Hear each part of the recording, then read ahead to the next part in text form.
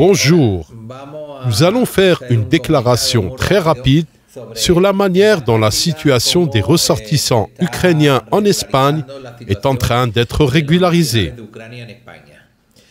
On sait que de nombreux règlements sortent pour accueillir les familles ukrainiennes qui viennent de la guerre. Et en principe, ce règlement a englobé tous les ressortissants ukrainiens qui, après le 24 février, sont venus dans le pays et ont déménagé à cause de la guerre actuelle.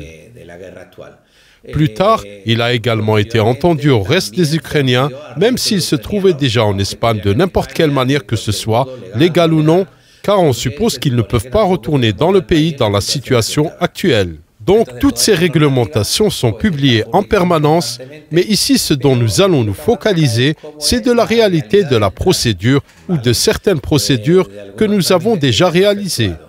Et en principe, le rendez-vous est demandé par courrier spécial ou dans n'importe quel poste de police.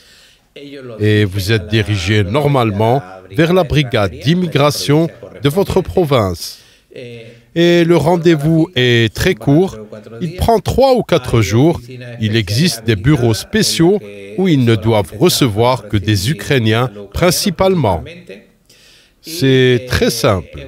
Ils demandent le passeport, une photo et en même temps, ils prennent les empreintes digitales. Et 4 jours après avoir demandé le rendez-vous, vous l'avez, ils prennent les empreintes digitales, le passeport et la photo. Et vous obtenez un reçu pour récupérer plus tard la carte après 20 jours.